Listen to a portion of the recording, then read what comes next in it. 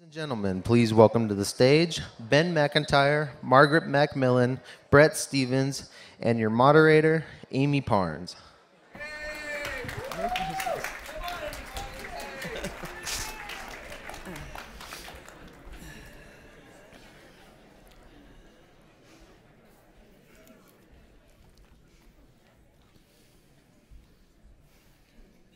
Thank you guys all for coming.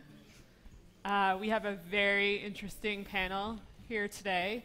A mix of, well, one American, two from the UK. We're happy to have you here. One from Canada. In Canada, Yeah. that's right. Yeah. So I should introduce Margaret MacMillan, is a historian and professor of history at the University of Toronto, and the former warden of St. Anthony's at Oxford. Yep. Ben Macintyre is best-selling author, historian, and associate editor of The Times in England. And Bret Stevens. Bret Stevens, who many of you may be familiar with, is an op-ed columnist for the New York Times, focusing on foreign and domestic policy. And so we're here in the middle of this era of fake news, and where our president in this country has called the press the enemy of the people. Many in his administration have talked about alternative facts. So I wanted to throw out a question to all of you, asking about the state of the freedom of the press, and if it's gotten, in your opinion, worse or better, in your opinion, on both ends. Bret, we'll start with you. Okay. Well, I think of my many objections to the Trump administration, that the constant demagoguery about the press ought to be high on the list. And you can recite quotes from Jefferson on about the importance of a free and vigorous press to the sustenance of democratic liberal life. But what's happened is it has created a climate of hostility, first of all, to a set of organizations and institutions that really worries me. It worries me on a very personal level. I think that one of these days there is going to be an act of mass violence against a press organization, not directed by the president, but inspired by an administration and committed by some kind of paranoid schizophrenic person. I saw that the other day with CNN. Right, and this scares me, but it scares me on a more fundamental level because what we are losing in the United States is that common set of facts by which we can maintain vigorous, honest, democratic debate. I mean, we now have a situation in which if it is reported in the Washington Post or the New York Times or the Wall Street Journal, there is some sizable contingent of people in the United States who will not believe it because it is, quote, mainstream media, fake news media.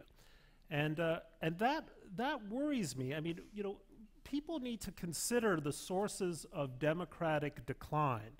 There is a view that once a democracy takes root, once liberal institutions take root, they never go away. But, you know, in fact, historically, we know that's not true. And one of the ways in which they disappear or degrade over time is by political attacks on the media. It's what happened in Turkey. It's what happened in Vladimir Putin's Russia. It's what is happening today in Hungary and Poland, and it's what should not happen in the United States. You know, I'll just say one thing. There are lots of things to complain about when it comes to the press. Is the press biased? Yes, okay? Does the press make mistakes all the time? Of course. Are journalists all smart individuals? Of course not. If we were smart, we'd be neurologists.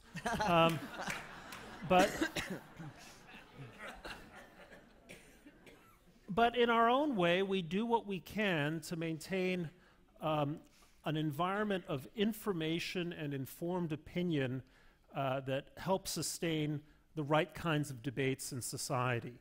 And the demonization of it by the president, I think, is, as I said at the beginning, not, or perhaps the most worrisome thing happening in America today. Margaret, would you agree with that?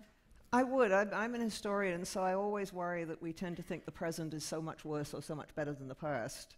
And we've had these problems before, but I think what amplifies them now are the electronic media and the speed with which news is gathered and disseminated. But it does seem, and we've had political divisions before, which have often run very deep in countries. But what worries me now about the present is increasingly people are only listening to certain kinds of media and only talking to people who agree with them. You know, this echo chamber effect is bad for us all because we all need to be challenged. And I think it's not just the press, and it's not just affecting the press. I think there's a general tendency, perhaps, often I think for the right sort of motives, not to want to confront people, not to want to have awkward arguments. I mean, it's a very Canadian thing. We tend to say, if we get into an argument, we say, oh, well, let's talk about something else. And, you know, I'm all for courteous arguments. I think you can observe a certain civility, but you can say, I absolutely disagree with you, and these are the reasons I disagree with you, and that's what we should be doing. That, it seems to me, is under attack, both with what's happening to the media and what some politicians are encouraging, attacking those who disagree with them as if they're somehow wicked and not patriotic. And I think, you know, if you're a patriot, I mean, George Orwell always said this, if you're a patriot, you have the right to criticize your own country, because how do countries keep on the right path? How do countries improve things where they need improvement if you can't criticize them? But it seems to me there are other areas where this is happening. I'm very worried about what's happening in some of our universities. The tendency to close down debate, to say there's certain subjects that are so sensitive we can't discuss them. Those are precisely the sort of subjects we should be discussing. And it seems to me there's a very dangerous tendency, and again I see it in the universities but elsewhere, to say hurt feelings trump everything. So if I say something that hurts the feelings of someone in this room, that person has the right to tell me to shut up. And I don't think I shouldn't set out to hurt any of your feelings, but if I hurt your feelings by saying something you don't agree with, I don't think that's a veto for you. I think it's an opportunity for to say, you've hurt me deeply for the following reasons, let's have it out. But what's happening at universities, and I've seen it at the University of Toronto, there was an attempt to do it at Oxford to shut down debate on the British Empire, for example. Any suggestion, said some people, that the British Empire was not an unmitigated horror we can't discuss. You know, 150 years ago, if anyone had suggested the British Empire wasn't an unmitigated good, they would have been shut down. We have to be very careful about this. And I think we have to allow, and it's not always easy having open debate. It's not always easy listening to people who undermine things you believe. But that's what we do in democracies. We can't just get a set of values and cling to them as if they're the Holy Grail. Yeah. Oh, thank you. Well, historically, men of power, dictators, tyrants, have always used 4 ways on pattern to try to attack the media. They are demonizing, bypassing, limiting access, and threatening. And it seems to me that the current president is attempting to do all 4 of those. Demonizing the press by describing members of the Fourth Estate as unpatriotic, enemies of the people. Now, anyone who has any kind of grip on history, the term enemies of the people has a very strong Stalinist ring to it. Mm-hmm. It's a highly powerful assertion to make.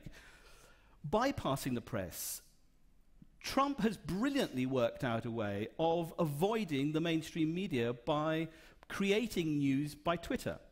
And of course, Twitter is not news. It creates news, but it's a single declarative statement. And it is a way of simply going round traditional media. Then limiting access. There is no president of modern times who is less available to the press. I mean, I think it's fascinating that the first evidence that came to light of talks between the Trump White House and Putin came from the Kremlin. It didn't come from American media. That's an extremely worrying development. And then there are the threats. I mean, as a British citizen, to hear a president admire and wish to emulate the libel laws in Britain is an extremely worrying development. The libel laws in Britain are incredibly draconian. I mean, unlike the libel laws here, in Britain, you simply have to get it wrong. In America, you have to prove actual malice, which is a much higher bar, and he is attempting to remove those. So this is a direct attempt to threaten the media, and Trump is on record, one of his conversations with Comey, as saying that he feels that reporters should be locked up. That's an incredibly worrying development. But on a happier note,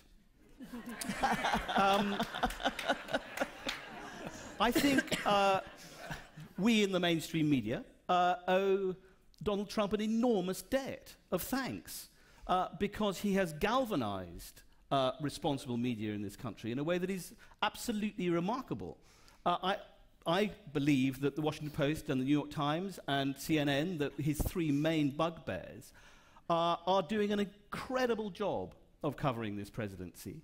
And their numbers are going through the roof. I mean, the more people are reading the fake news media than ever before. And wonderfully, they're paying for it.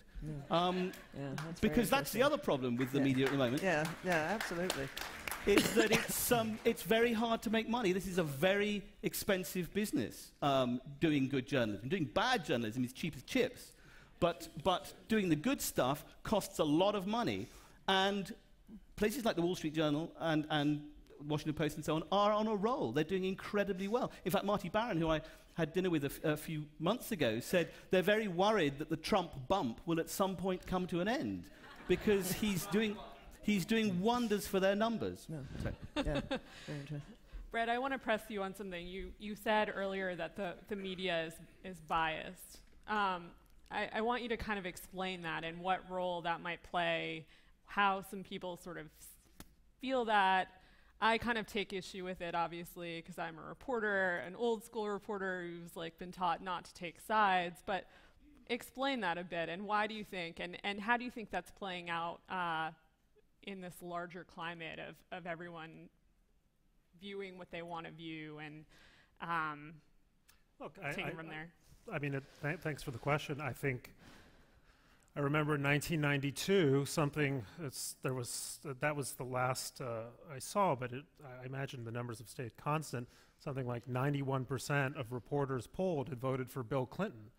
And I think it is simply foolish to assume that even reporters who think they're doing an objective job can really rule out or withdraw all of their biases. That doesn't mean that the reports aren't accurate, that the efforts aren't being made at fairness, but that is nevertheless going to have some impact on the nature of coverage. Let me give you a few examples.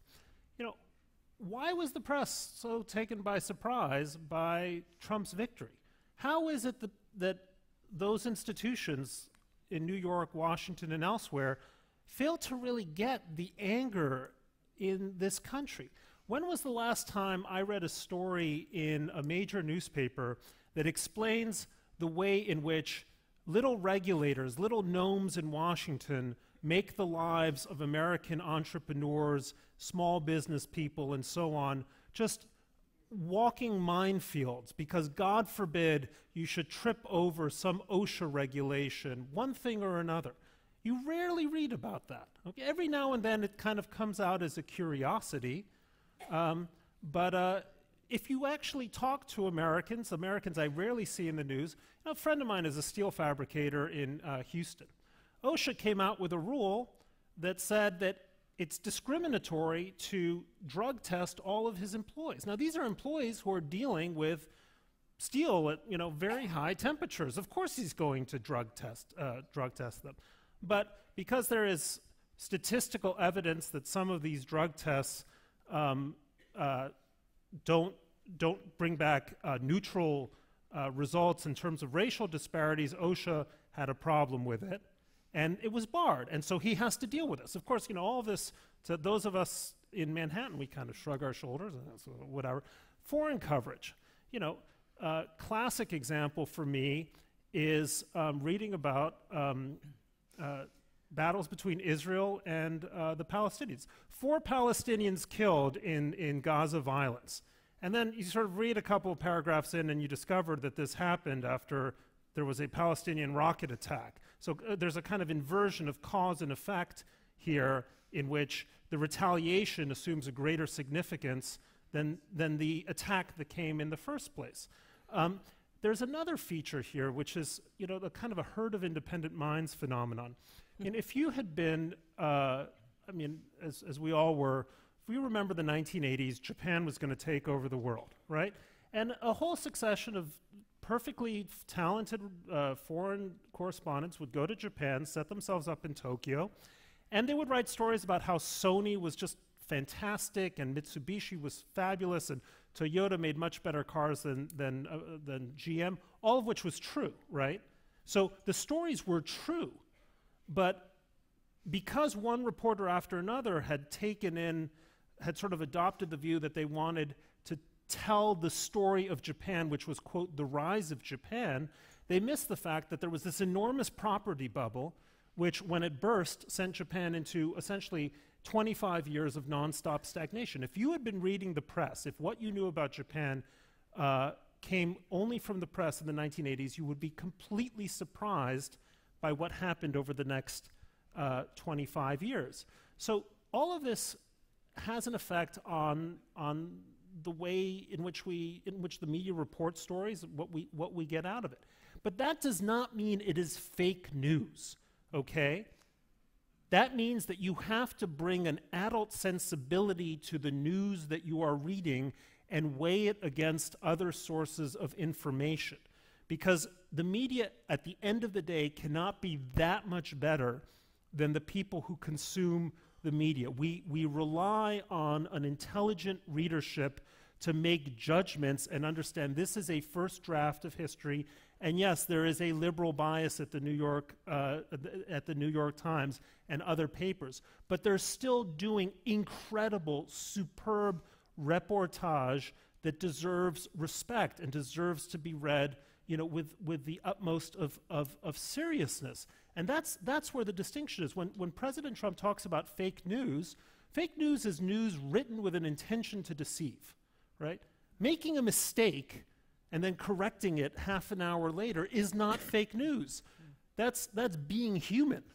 And the conflation of error and mendacity by Trump is one of the more insidious things that he's doing. So I think we in the media need to be absolutely honest that we're a fallible set of institutions and human beings, and we're coming to this job with biases which cannot simply be erased or aren't effectively erased from what we produce, but we're nonetheless producing about the finest journalism that you can have anywhere in the world except Canada and Great Britain.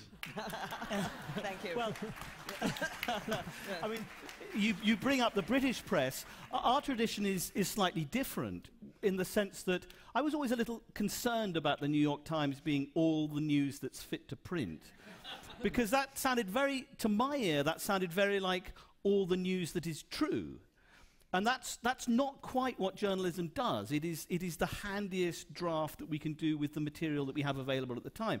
And the British press, as you all probably know, has a very different tradition, which is that the newspapers in Britain have a very clear inclination. It's not a bias exactly, but if you are reading The Guardian, tends to be a more leftish take on life and politics. And if you're reading the Daily Telegraph, it tends to be on the right. And if you're reading the Times, which I work for, it's true.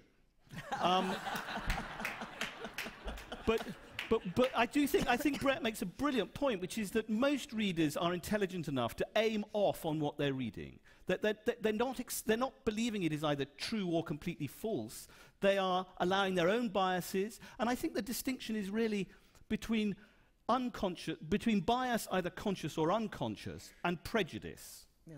It seems to me that what Trump is talking about is that there is a prejudicial approach to news on the behalf of mainstream news organizations, which is simply not true. Yeah. And I think there's something very dangerous here, and that is that, I mean, I agree with you both, actually, which is very Canadian, of course, but I think there's something broader here which is worrying, and that's a lack of trust. And famously in the Brexit referendum in the UK, or the referendum which resulted in the Brexit decision, Michael Gove, a British cabinet minister, said we should really stop trusting the experts.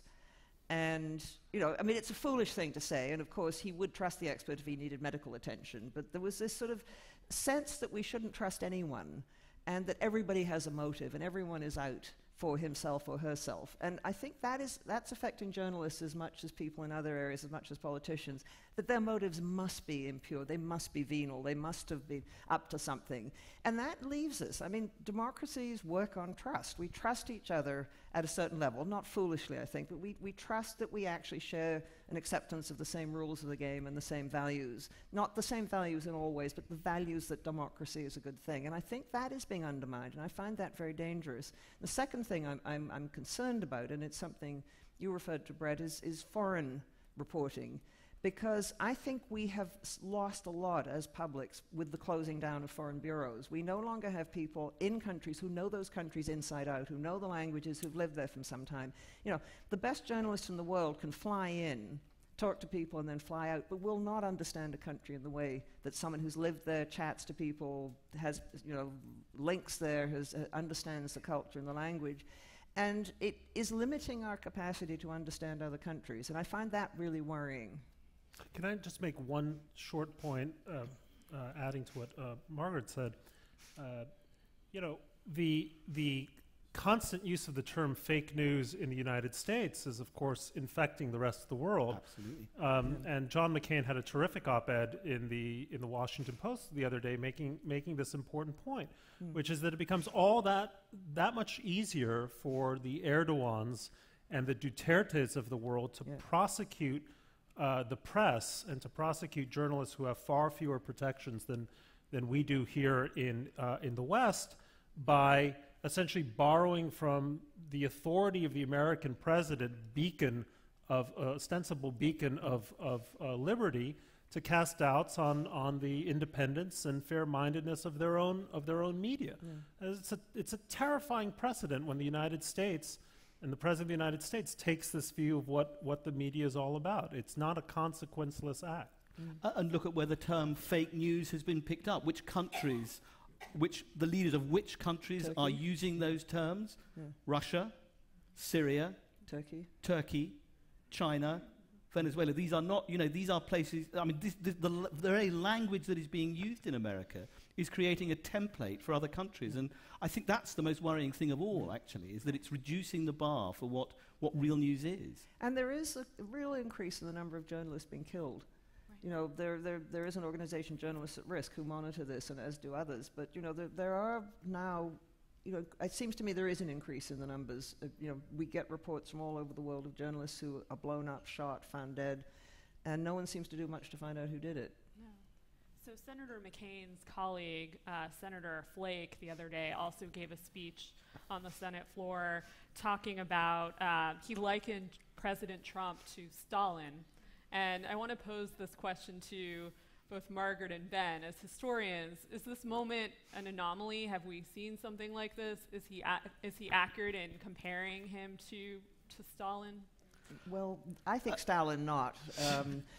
Stalin was a tyrant on a massive scale and head of a very different sort of system, but also a very different sort of person. I think if you want historical comparisons, I would say a much closer comparison is to Kaiser Wilhelm II, who was the ruler of Germany before the First World War, who was a very flamboyant character who loved the public eye, who claimed to talk for the ordinary German, except when the ordinary German tried to talk to him, which he didn't like very much. And who loved to be in the limelight, and who was erratic in his policies, had a constitutional government much weaker than anything that the United States has, but left an impression on Germany's allies and possible opponents, and on the world generally, of a country that was erratic and didn't know where it was going and couldn't be relied upon. And I find that perhaps a closer historical parallel. But the United States is a very different country with very strongly rooted democratic institutions. And the democracies make a muddle of things, but we generally muddle through. So I'm trying to be optimistic here that, an individual cannot can do damage to a democracy and democratic institutions, but if those institutions are strong enough, they will survive. Yes, I think the Stalin comparison is a bit of a stretch, because, of course, Stalin owned the news. Yeah. And so he knew it was fake because it was his. So it doesn't quite work as a comparison. We do tend to reach for sort of Second World War comparisons as a crutch very quickly. But I suppose one of the things that I find most worrying about this administration's approach to what is really a campaign against the Fourth Estate is that not only is it very cynical, they actually know that what they're doing is contrary to the First Amendment. I just guess who said this in 2005? Our founders did not put freedom of the press in the First Amendment because they got a good press. Quite the opposite was true. Now, that was actually Mike Pence in 2005, who was then quite a campaigner for press freedom. So something rather remarkable has happened here, which is that not only is this administration attacking what the essential pillar of democracy, they know what they're doing is actually attacking something very important. You know, Mike Pence in the faraway date of March of 2016 said Donald Trump must not be allowed to be the nominee of our party. Is that fake news? No, that is true. So, Bret, I'm curious what you think. How would you compare freedom of the press right now, going back to the Obama administration? How does it compare? Because they had this sense that they were transparent. We heard that a lot from them, that they were the transparent administration. And of course, the press corps felt differently. But I want to know how you think this administration compares to the last one. Well, I was a very acerbic critic of the Obama administration for many reasons, not the least of which is that its own press record was fairly mediocre. I mean, ask James Risen. Ask the number of Espionage Act investigations and leak investigations under the Obama administration were unprecedented. So there was the rhetoric there was considerably better than the reality. And there was a lot of sort of myth-making during the Obama presidency, which, and I'll say this again, which a liberal press was a little too eager to dilate on or to aid and abet. Can you unpack that? Why? Because they loved him. Because he was the fulfillment of a liberal fantasy about what a president should look like, act like, speak like, and so on. And as a result, I think they let the administration get away with all kinds of stuff. There's a story that I have it at first hand that and it's a small and innocent story, but it's telling. When a reporter joined Air Force One to cover one of Obama's vacations in Hawaii, at some point the reporter said, "What are you reading, Mr. President?" And Obama was reading pot boilers or whatever he was reading. It was perfectly fine, good, clean fun on a holiday. And when they returned from Hawaii, whatever it was, 10 days later, an aide to the president handed my friend a list of what the president read, and it was, Doris Kearns Goodwin, and, H.W. Brands, and these big, smart names, heavy-going history. Margaret MacMillan. Margaret Macintyre. Well, exactly. These, like, the heavyweights, which was nothing like what Obama read, but it was in a small way, and maybe in a benign way, it was kind of the myth-making of a kind of a philosopher king who did nothing but read weighty tomes as he meditated on the future of human civilization. So there was a kind of a complicity, I think, by the press in creating this myth. And again, it ended up hurting the very people they were trying to help, because it created a myth of a placid United States that was relatively contented with its leadership, contented with its place, which was not at all reflective of the way so many Americans felt and resulted in the political denouement we had on November 8th. Yeah, amid our very sort of high-minded take on this, I think a little self-flagellation is probably in order here. Both in Britain and in America, the mainstream media missed the story. In Britain, we missed it on Brexit. Yeah. We were so blind to what normal British voters, I say we as the whole media in Britain, there was a sort of complacency about it that we didn't see what was happening until the locomotive smashed into the sidings.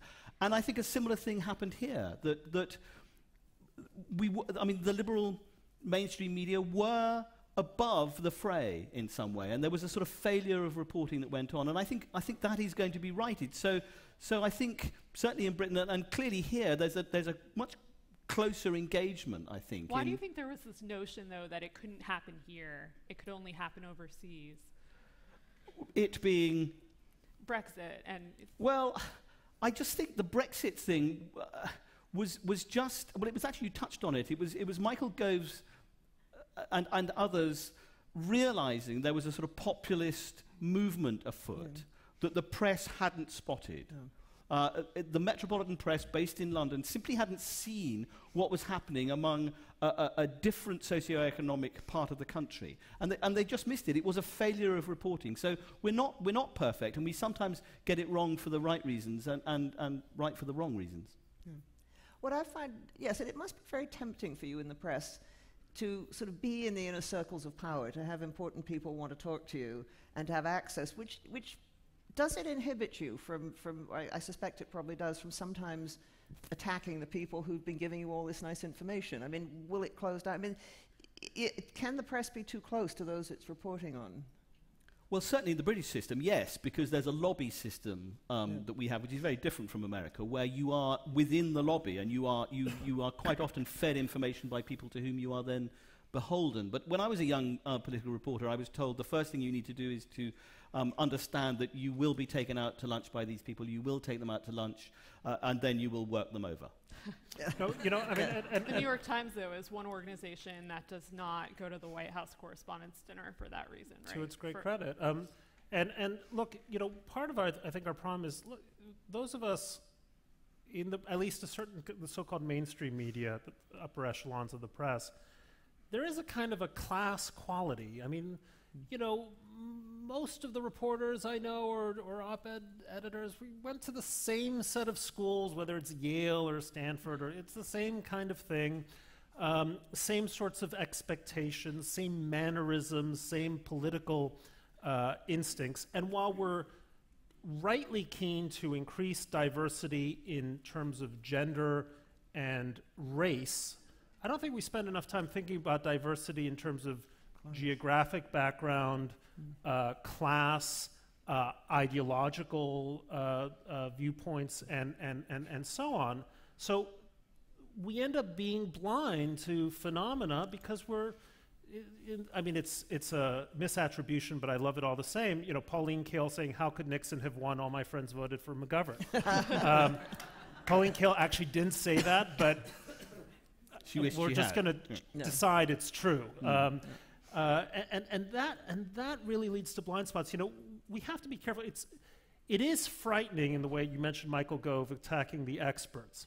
And one of the things that I do worry about is this attack on the very concept of expertise, because as you rightly say, you don't go to just anyone for your heart ailment, you go to a reputable cardiologist and so on. But within every expert class, within, every a friend of mine, Ruchir Sharma, who's a brilliant guy, works for Morgan Stanley, made the point in a New York Times op-ed that the consensus of economic experts has missed every single recession and every single recovery since records were kept starting with after World War II. Now, it doesn't mean that these economists are useless or stupid or anything of the kind. It means that you have to listen to them attentively and thoughtfully, but reserve a certain kind of judgment. And I think that's because there is this sort of groupthink that is going to affect any class of people, especially those who carry the conceit that they're actually independent. Yeah. So I remember I was at the Javits Center the night that Hillary Clinton lost, and a friend at the Wall Street Journal turned to me and said, "Do you know who looks really bad in all this?" And I said, "Who?" And she said, "Us." And I want to know from all of you what the press can do better going into, you just touched upon it a little bit, but going into future elections, how we can sort of broaden our horizons and not create this notion of fake news and that we're one-sided and biased. Well, as an old-fashioned reporter, I would say old-fashioned reporting. That I don't think we certainly, before the Brexit vote, simply didn't go out and ask people what they thought. Or when we did, we discounted it when it didn't quite fit with our preconceptions of what we thought was going to happen. And I think that's probably true of what happened here as well. And it must be so difficult. I mean, I'm very lucky because I'm in the academic world, so I can take 10 years to write a book and think about it. Nobody really much minds that I'm taking a long time.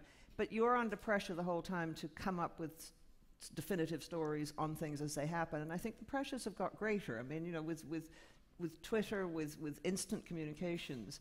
And I suppose for journalists, what is terribly important is to be able to push aside somehow the time to actually read and talk to people who are maybe in a different, you know, maybe those of us in the academic world who have longer periods of time we deal with, have perhaps had more time to reflect on certain issues.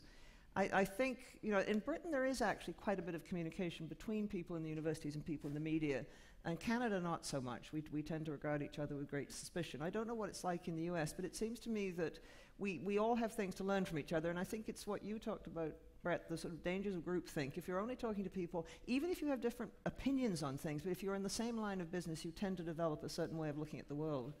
The other thing is I think you have to look for the countervailing signal.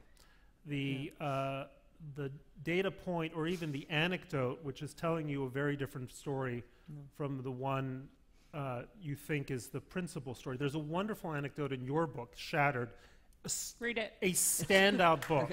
Okay. I made the mistake of endorsing it in my first column in the Times, and sales plummeted immediately. But it really was a wonderful book. But there's a scene in your book in which Bill Clinton, being his instinctive political animal self, comes back to Hillary's headquarters and says, you know, I mean, these rallies with Trump, I mean, there's a feeling out there. And Robbie, what's his name? Mook. Robbie Mook, the kind of head of the campaign, says, the data contradict your anecdotes. And sometimes, actually, it's the anecdotes that you should be more attentive to than the data, because data can obscure as much as it reveals. Data really is only, it can be largely meaningless. You know, people could have had an excellent impression of Barack Obama as a human being and still think, as we mentioned in my last session, that things were not going well in the country. So the data that you choose to look at is, it's not simply the numbers alone that matter. And time and again, I've found that the best journalism I've done, the one that has the most predictive validity, has come from sort of saying, well, there's this thing on the side that makes no sense given everything that we are otherwise supposed to know about, you know, country X or economy Y. I don't know exactly how you institutionalize that, except to say that great editors, and I've had a couple, will say, why don't you look at this? You know, because I don't quite understand why this, if all of that. I'll bring it back to my own experience, but I remember in the summer of 2000, a great New York Times reporter, John Burns, did this superb piece in the Times that pointed out that Yasser Arafat and Fatah was establishing what amounted to guerrilla training camps all over the West Bank and Gaza. Now, at the time, the narrative being told in the press was that Arafat was a moderate who was fighting extremists on his side, namely Hamas, and Ehud Barak, the dovish Israeli prime minister, was also a moderate fighting extremists on his side, like Benjamin Netanyahu. But then why would Arafat, if he's a moderate, be sponsoring these terror training camps? And then, of course, this story appeared, I think, in July or August of 2000, when there was a feeling that we were on the eve of a peace agreement, and instead, 2 months later, we got the second intifada and the destruction of the possibilities of Israeli-Palestinian peace. So I think of John Burns as the reporter who was saying, there's something not right here. Let's take a deeper dive. So we have 5 minutes left, and I kind of want to open it up for a question or two. If we can keep it brief, that would be great. I think most of the people in this room grew up with Walter Cronkite, Chet Humphrey, David Brinkley, and they gave us the news and let us draw our own conclusions. In your words, it's an informed opinion. How is that different than trying to influence us? So how is that different than... Giving us your informed opinion appears to me like you're trying to influence us. Well, I'm a columnist. Yeah. So... I mean, that's exactly what I'm trying to do. I'm trying to bring you along to the way I think, but I do so under the banner of opinion. Now, what worries me more is when a Walter Cronkite, ostensibly the candid voice of the facts, says the war in Vietnam is lost. We cannot win. We must go for a negotiated peace. Maybe that was true. Maybe that was not. But a guy in Walter Cronkite's position had no right to say that. And that's what worries me when people who purport to offer an objective set of facts inflect that with views that are clearly quite personal. Whether Cronkite was right or not is neither here nor there. He was supposed to be just the facts, ma'am, of a news anchor. I think we should be careful about not romanticizing that past when people like Walter Cronkite could accrete so much authority and power in their own person.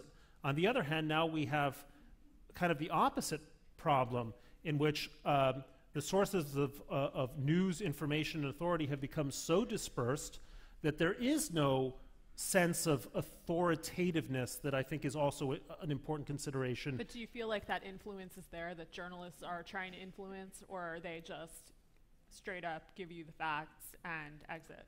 I think most journalists are trying to do their jobs pretty honestly. And even so, you have to read that with a sense that there are probably biases at work, not in terms of the truth of what's being reported, but the place where the journalist turns his proverbial lens. In any story, you have to look at you, but not you, right? And that requires a set of choices that are inevitably going to be informed or often informed by some set of biases. Okay, we have time for one more. What this gentleman said, I feel very strongly. Yes, you're a journalist and you're trying to bring me along, and a lot of times I agree with you. But when I watch CNN and I watch MSNBC, I'm hearing their opinion, and when I go to Fox, I'm hearing their opinion. I want to know the facts so that I can make my own opinion, and I feel very strongly that they've gone too far, all of them.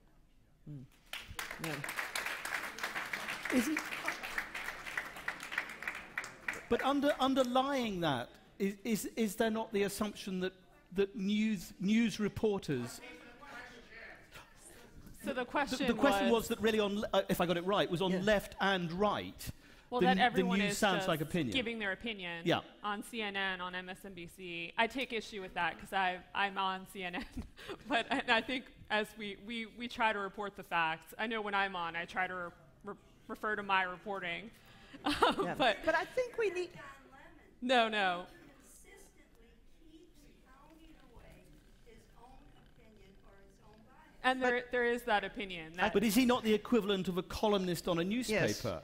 So there's the distinction between news reporting and opinion forming. Yeah. And is it not the underlying assumption of the sort of Trump campaign against the Fourth Estate that all news is kind of disguised column in some way, that it's all disguised opinion? But the lady brings up an important point, which is that there has been the bright line between opinion and news has been blurred, and shows like Don Lemon's do a lot of the blurring because they mix more or less straightforward reportage with a lot of heavy-handed opinion. This is why I think the category known as news analysis should be abolished. Either it's the facts or it's what I think. Yeah. But I think if I can give some advice, I think what you need is a Canadian Broadcasting Corporation. We'll end it there. We have much to offer the world. No, but I think this is a very important distinction, and I think there is a place, and I think public broadcasting can do it if it is properly run, if it's at arm's length from the government, if it has a clear mandate. And, you know, just because the media aren't perfect doesn't mean we want to throw the whole lot out. I think they can be reformed and changed. I think we're all aware of problems. But think of the alternative. Think of a world in which you have no media and no independent voices. I mean, that would be so bad for us all. So let's not assume just because it's not perfect at the moment that it's all hopeless. I mean, let us try and think about what can be done to improve it. And we're the consumers of the news. We have an obligation here as well. Ben, Margaret, Bret, thank you. Thank you very much. Thank you. Yeah.